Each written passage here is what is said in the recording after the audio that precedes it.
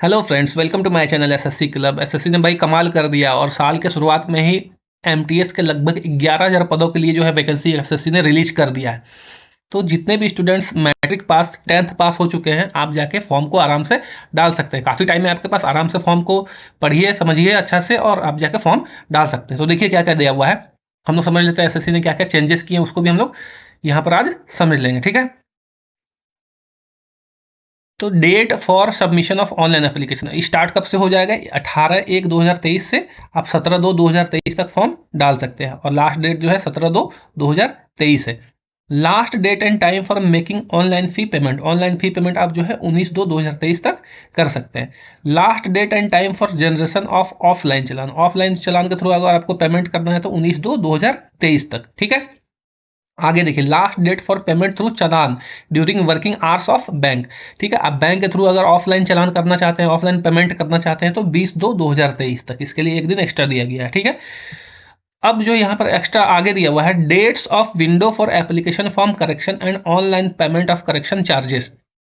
देखिए, आपने अगर फॉर्म गलती से गलत भर दिया है तो आप उसको जो है करेक्शन फॉर्म को कर सकते हैं 23/2/2023 से 24/2/2023 तक, मतलब 2 दिन आपको करेक्शन करने के लिए जो है फॉर्म ने आपने अगर गलत भर दिया है तो उसको आप करेक्ट कर सकते हैं 2 दिन में। ठीक है, तो फॉर्म आप लोग अच्छे से भरिएगा, गलती ना हो ऐसा कोशिश कीजिएगा, गलती ना हो। अगर गलती से भी फिर भी गलती हो जाए तो आपको जो है 2 दिन एक्स्ट्रा दिया गया है। Scheduled of computer based examination, लगभग जो है आपका जो है अप्रैल 2023 में एग्जाम हो जाएगा। तो आप लोग अच्छे से तैयारी कीजिए, काफ़ी टाइम है अभी, लगभग 4 महीने आपके पास है, तो आप लोग अच्छे से तैयारी कीजिए। और अब देखते हैं हम लोग एसएससी ने बदलाव क्या किए हैं, है ना? तो हम लोग इंपॉर्टेंट पॉइंट यहाँ पर डिस्कस कर लेंगे। ठीक है, हम्म अब देखिए यहाँ पर tentative vacancy for the post एजेंडर। Tentative vacancy का मतलब होता है कि अस्थायी वैकेंसी है। वैकेंसी जो है बढ़ भी सकता है, घट भी सकता है। ऐसे तो घटने का चांस नहीं है, अगर बढ़ाना होगा तो बढ़ेगा ही। आप लोग इतना समझ के चलिए, देखिए एमटीएस के लिए कितना वैकेंसी निकला है।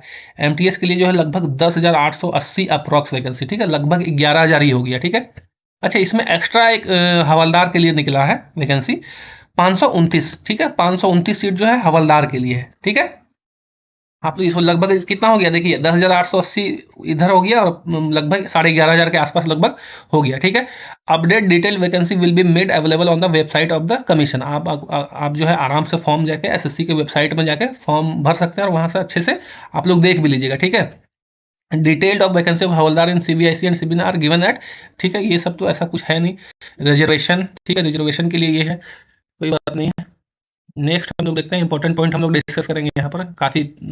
हाँ, देखिए एज लिमिट कब है, एज लिमिट एज ऑन 1/1/2023 तक। ठीक है, देखो, the age limit for the post as per the recruitment rules of various user department are 18 से 25 साल जो है आपका एज होना चाहिए। ठीक है, candidates born not before 2/1/1998, candidate का जो है जन्म जो है 2/1/1998 से पहले ना हुआ हो और 1/1/2005 के बाद ना हुआ हो। तो आप लोग डेट को अच्छे से देख लीजिएगा, इसके हिसाब से ही आप लोग फॉर्म भरिएगा। ठीक है, फॉर एमटीएस एंड हवलदार दोनों के लिए। ठीक है, अच्छा एक्स्ट्रा जो ये 18 से 27 दिया गया है, अगर कोई अगर 25 साल से ज़्यादा जिसका उम्र हो गया तो वो हवलदार के लिए एलिजिबल होगा। ठीक है, कैंडिडेट्स बॉर्न नॉट बिफोर 2/1/1996 जो है उसका जो है बॉर्न 2/1/1996 से पहले नहीं होना चाहिए और 1/1/2005 के बाद नहीं होना चाहिए।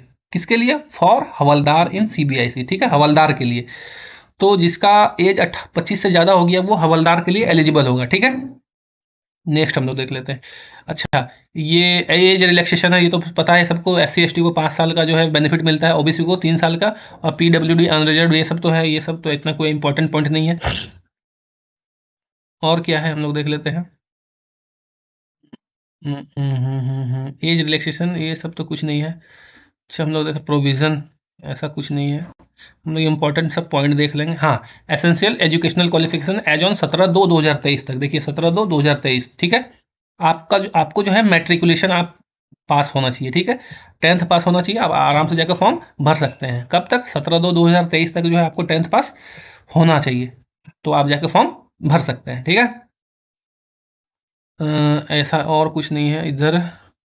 हाउ टू अप्लाई तो एसएससी के साइट पे जाकर फॉर्म भर सकते हैं, कोई बात नहीं, यहाँ पर कोई इंपॉर्टेंट चीज़ नहीं है। हाँ, एप्लीकेशन फ़ी कितना होगा? फ़ी 100 रुपीज़ होगा एप्लीकेशन फ़ी, ठीक है?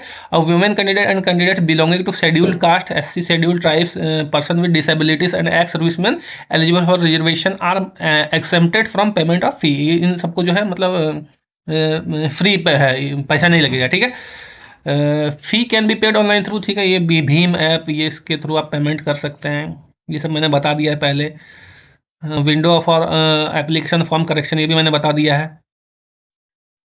अब जो है इम्पोर्टेंट और कौन सा पॉइंट है देख लेते हैं। हाँ, एग्जामिनेशन सेंटर जो है आप चूज़ कर सकते हैं अपने हिसाब से, सेंटर ऑफ एग्जामिनेशन है ना, यहाँ पर कोड दिया हुआ है सबका, तो उसके हिसाब से आप एग्जामिनेशन सेंटर चूज़ कर सकते हैं। नेक्स्ट क्या दिया हुआ है?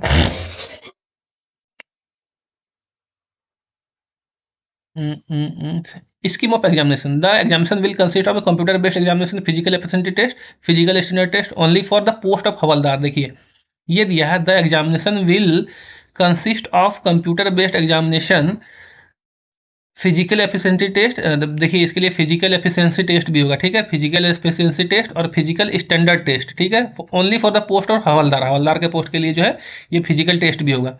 अच्छा, the computer based examination will be conducted in Hindi English, तो हिंदी इंग्लिश में तो होगा ही, और 13 रीजनल लैंग्वेज में आप जो है एग्जाम दे सकते हैं। आप अगर किसी अदर स्टेट से हैं, पंजाब से हैं, उड़ीसा से हैं, महाराष्ट्र है, तो आप उस लैंग्वेज में भी एग्जाम दे सकते हैं, ठीक है? Computer based exam will be conducted in 2 session. हाँ, ये इंपॉर्टेंट पॉइंट है, इसको हम लोग डिस्कस कर लेते हैं। 2 सेशन में जो है एग्जाम होगा, session 1 and session 2, and both the sessions will be mandatory to be attempted. दोनों सेशन आपको अटेम्प्ट करना होगा। Not attempting any session will disqualify the candidate. अगर आप एक भी सेशन अटेंड नहीं करते हैं तो आप डिस्क्वालीफाई हो जाएंगे, ठीक है? The schedule of examination indicated in the notice is tentative. Any change in the schedule of examination will be informed to candidates only through the website of the commission.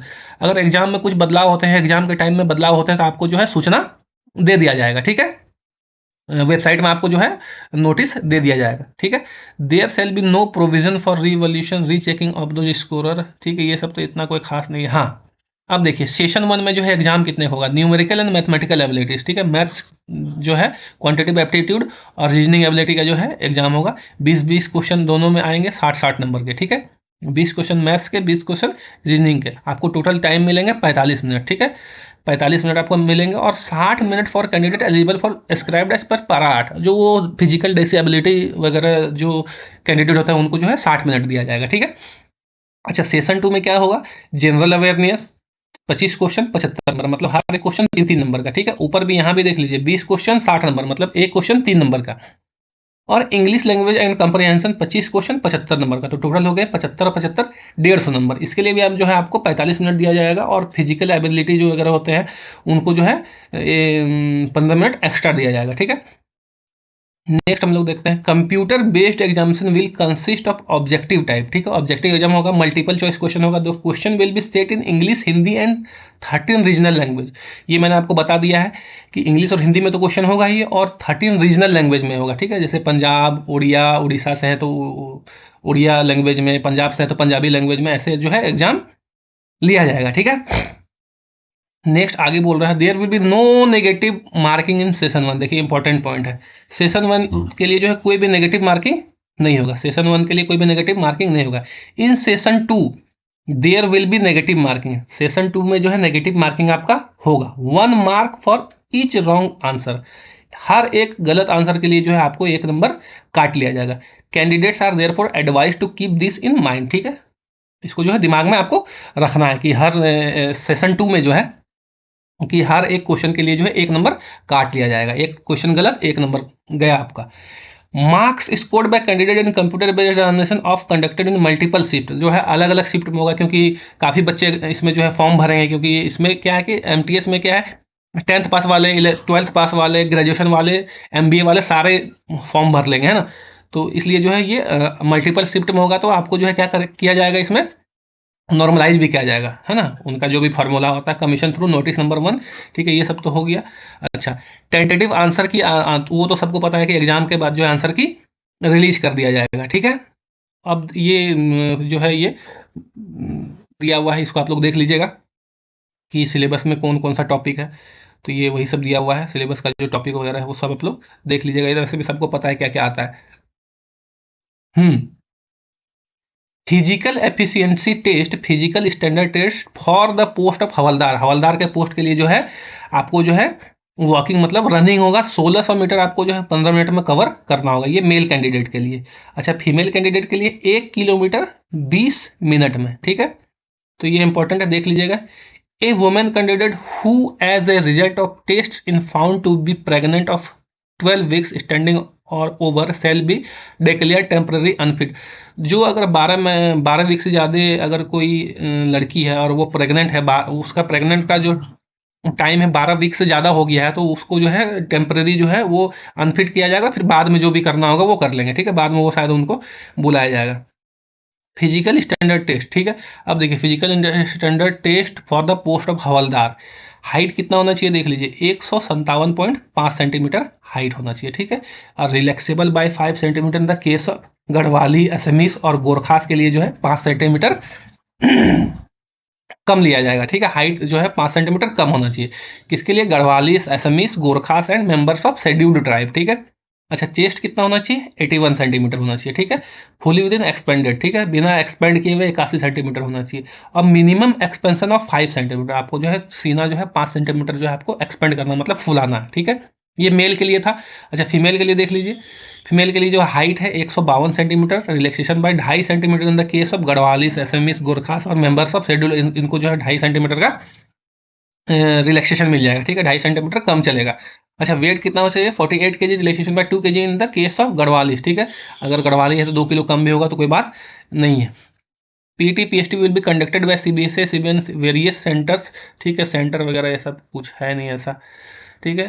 ये हो गया। अच्छा, और हम लोग देख लेते हैं एडमिशन टू द एग्जामिनेशन, ठीक है। ये सब इतना कुछ खास नहीं है।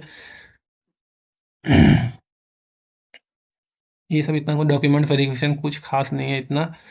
हम लोग इम्पोर्टेंट पॉइंट डिस्कस कर लेंगे बस। मोड ऑफ सिलेक्शन, हाँ, मोड ऑफ सिलेक्शन हम लोग देख लेते हैं, ठीक है। इंपॉर्टेंट पॉइंट है, the recruitment process for the post of MTS will consist of session 1 and session 2 in computer based examination, ठीक है।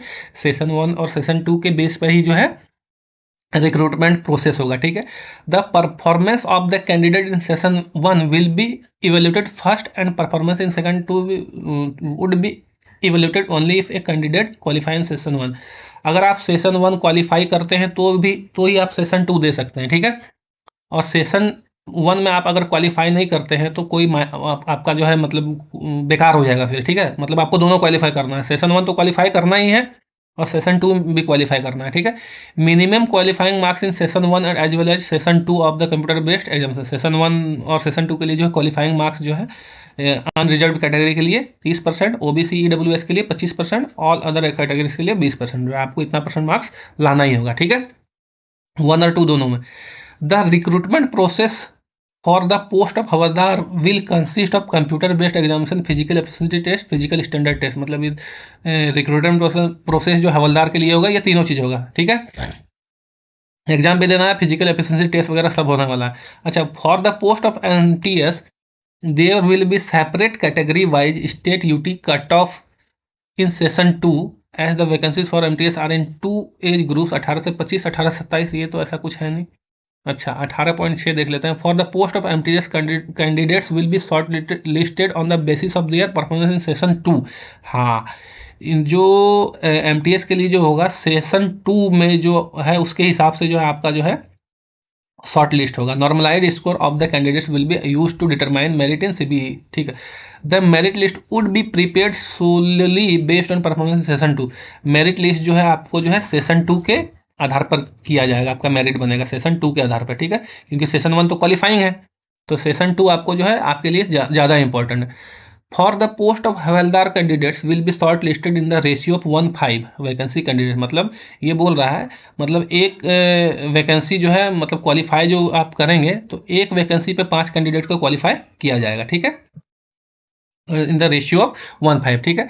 फॉर अपेयरिंग मतलब एक वैकेंसी है तो उसके लिए जो है आपको 5 कैंडिडेट को क्वालिफाई किया जाएगा, ठीक है। अब ऐसा कुछ है नहीं। ठीक है, ये सब तो इतना कोई ख़ास नहीं है। तो आप लोग बस इतना ही था, आप लोग जो है अब जाके आराम से इसको अच्छे से एक बार पढ़ लीजिएगा और आराम से जाके फॉर्म को भर लीजिएगा। अभी 1 महीने आपके पास टाइम है, तो आराम से फॉर्म भरिएगा, ठीक है?